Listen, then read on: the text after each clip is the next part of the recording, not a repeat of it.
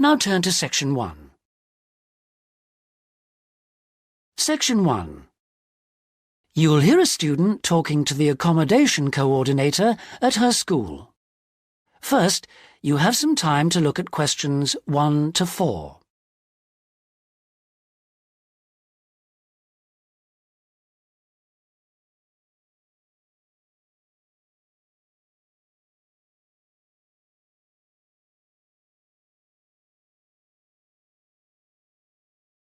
Now we shall begin.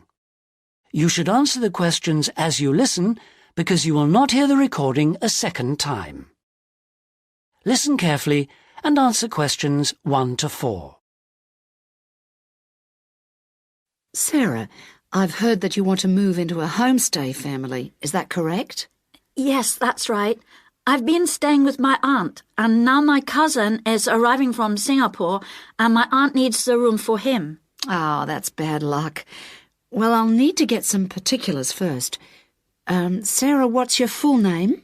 Sarah Lim, and that's Sarah without the H at the end. How old are you, Sarah? 23, only just.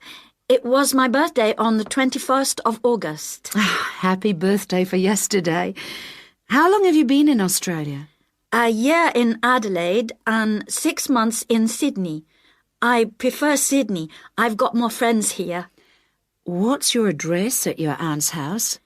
Flat 1, 539 Forest Road, Canterbury. And the postcode is 2036. Okay. What are you studying now? I was studying General English in Adelaide, and now I'm doing Academic English because I'm trying to get into medicine next year. That sounds good, but it'll take you a long time. When would you like to move out from your aunt's? My cousin arrives on Friday morning, so I'd better be out on Thursday. What, the 7th of September? Yes, that's right. Before you hear the rest of the conversation, you have some time to look at questions 5 to 10.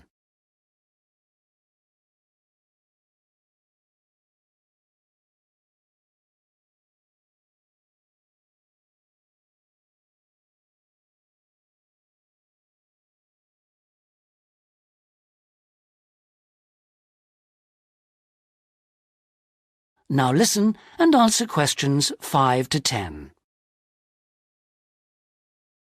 That doesn't leave us much time.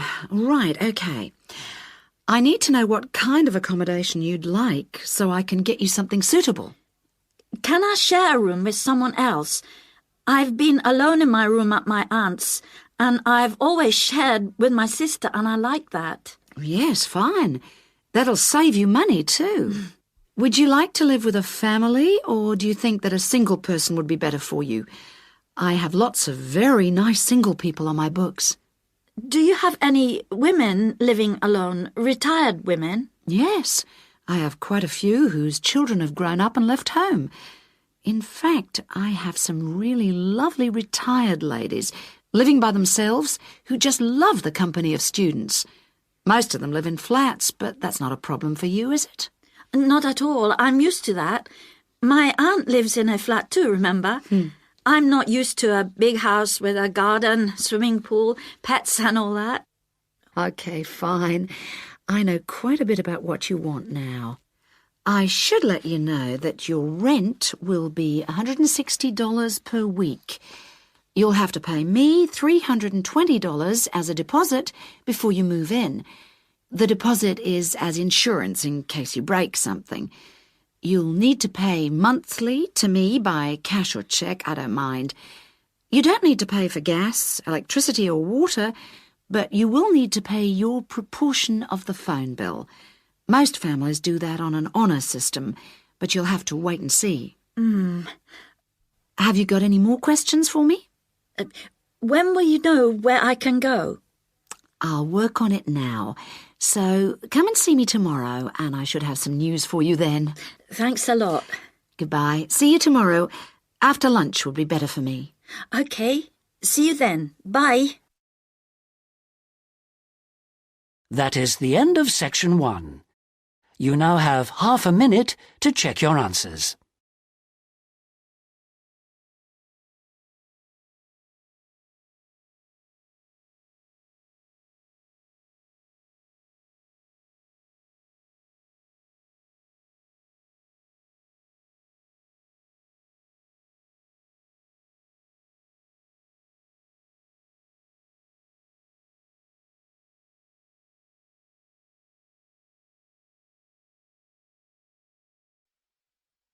Now turn to Section 2.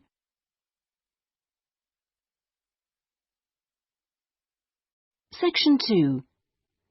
You will hear a local radio broadcast about the Rivendell City Theatre. First, you have some time to look at questions 11 to 16.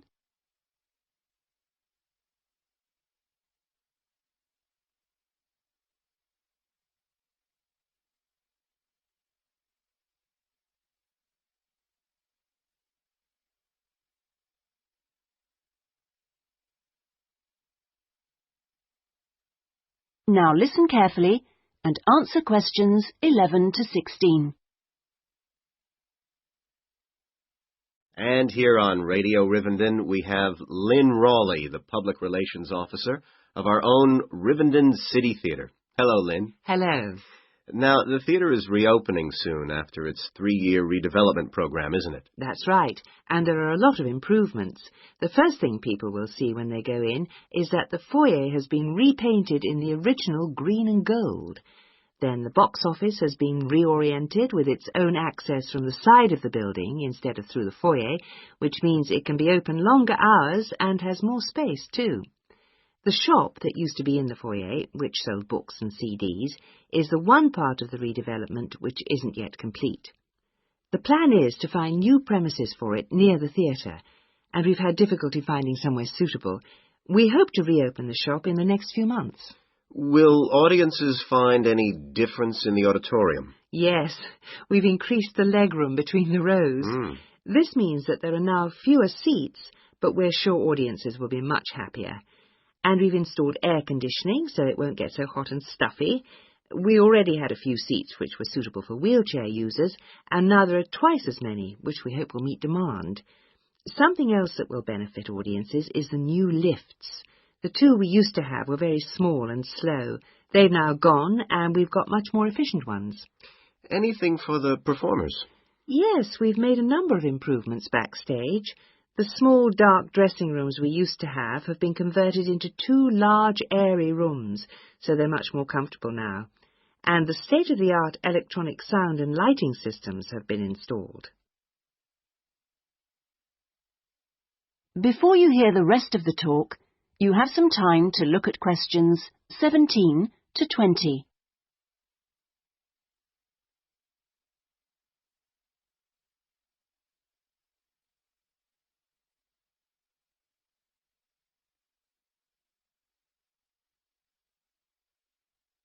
Now listen and answer questions 17 to 20.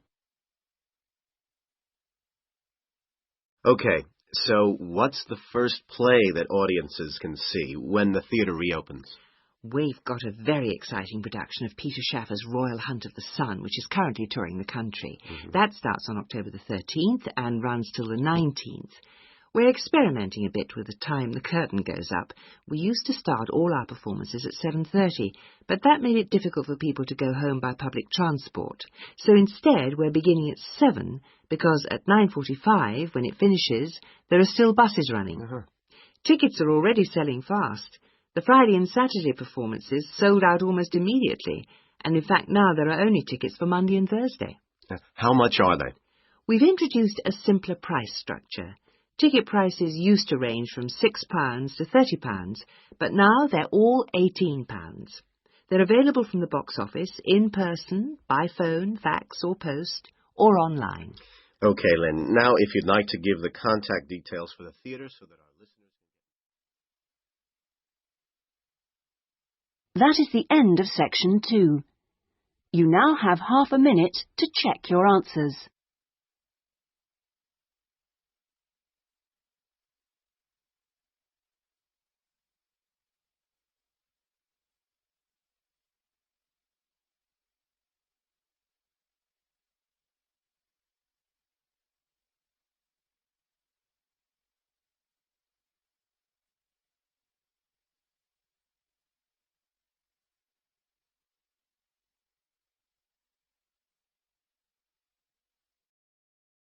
Now turn to Section 3.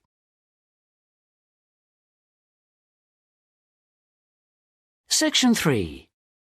You'll hear a conversation in a university student services office. First, you have some time to look at questions 21 to 25.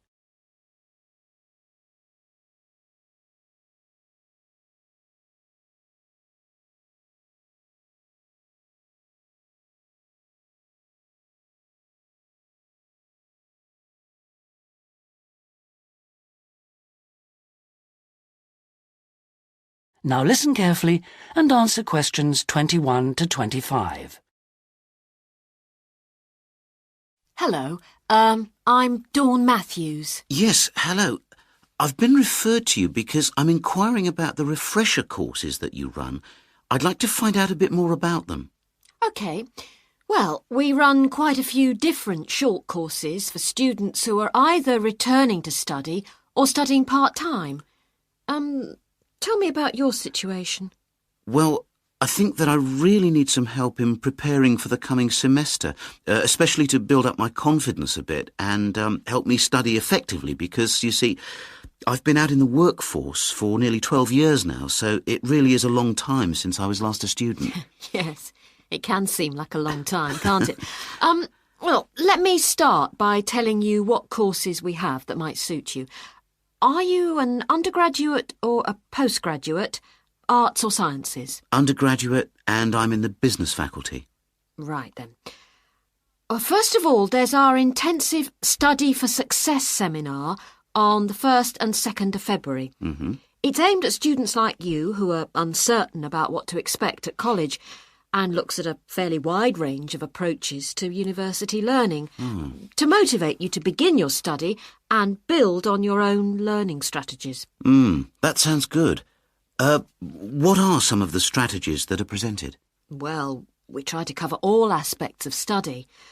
Some of the strategies in writing, for example, would be improving your planning for writing, organising your thinking, and building some techniques to help you write more clearly.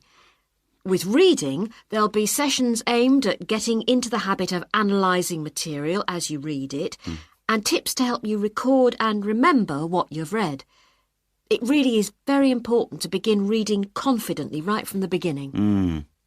There's also advice on how to get the most from your lectures and practice in giving confident presentations, as well as how to prepare for exams. What about the motivational side of things?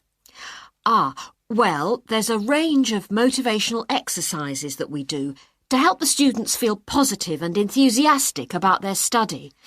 The process of learning and exploring a subject can lead to a whole new way of looking at the world, and the study skills and techniques that you build up can be applied in all sorts of different ways. Before you hear the rest of the conversation, you have some time to look at questions 26 to 30.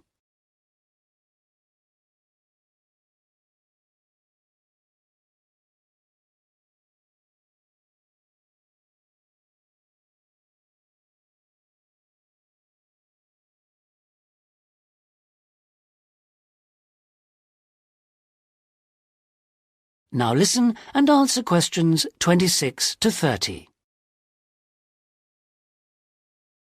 Actually, I'm very excited about the whole thing of taking up studying again, but, you know, I'm a little nervous about whether I'll manage to get everything done. I suppose it's the same for all mature students. Of course it is. Two of the key components of the course are time management and overcoming procrastination. People discover that once they learn to plan their days, all the work can be accomplished and there'll still be time for leisure. Is there an enrolment fee? Well, just a minute, let's see. The cost is £30, which includes all course materials and morning tea. You have to arrange your own lunch. Well, that wouldn't be a problem. I already make sandwiches for my 3 kids and my wife and myself every day. I won't have to change my routine. No. Now, I need to tell you that this is a very popular course and it's essential that you book well ahead of time. In fact, the course convener tells me that there are only 5 places left. what other course might be good for me? There is one other that you could benefit from. It's simply called Learning Skills for University Study and is on 3 consecutive mornings, starting on a Monday from 9 to 12, and costs £25. This is aimed at upgrading the study skills most school leavers have and help them cope with the increased demands of university study. It focuses mainly on making students more responsible for their own success. What sort of things are covered in this course? Well, basically, it's more advanced thinking, note-taking, reading and writing strategies, but also some input about stress management.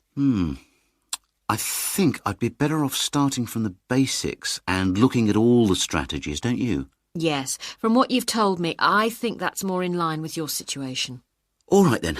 Can I book a place on the Study for Success seminar course now? Yes. Let me just get out a registration form and take down your details. That is the end of section 3. You now have half a minute to check your answers.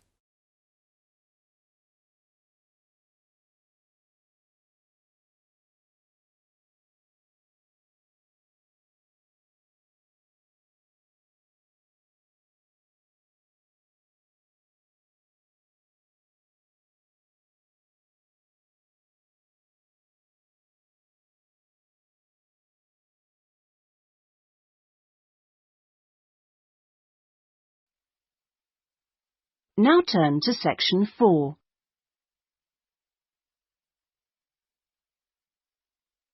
Section 4. You will hear a talk on a social history of the East End of London. First, you have some time to look at questions 31 to 40.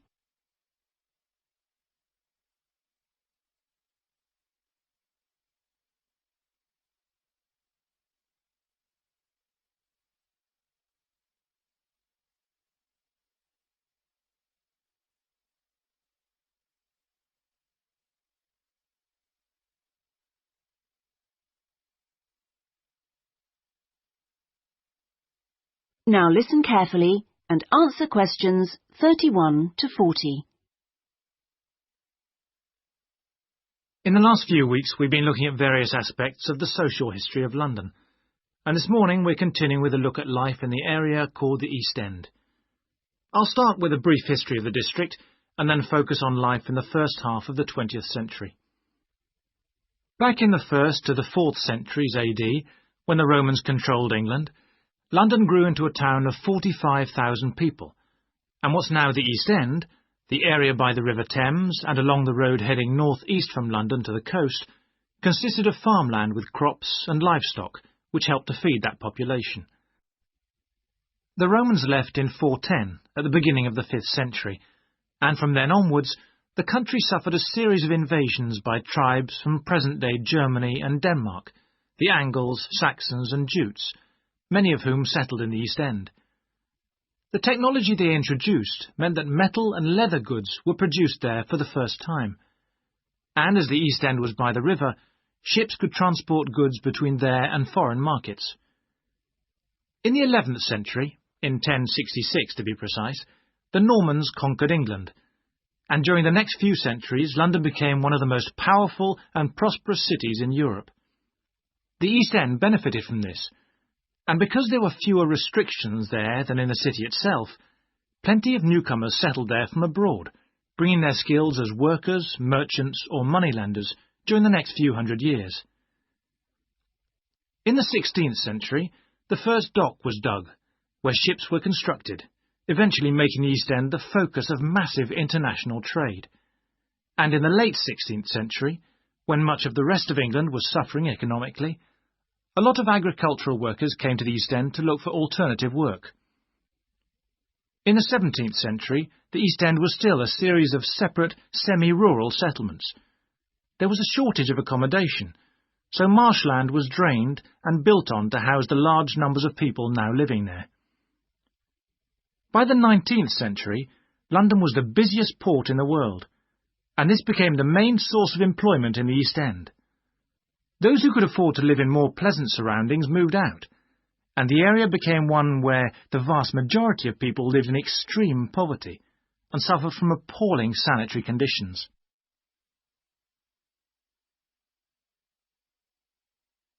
That brief outline takes us to the beginning of the 20th century, and now we'll turn to housing.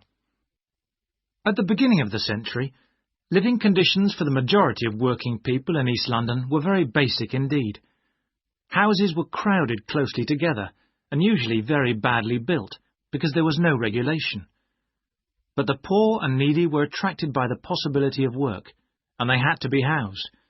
It was the availability rather than the condition of the housing that was the major concern for tenants and landlords alike. Few houses had electricity at this time, so other sources of power were used, like coal for the fires which heated perhaps just one room. Of course, the smoke from these contributed a great deal to the air pollution for which London used to be famous.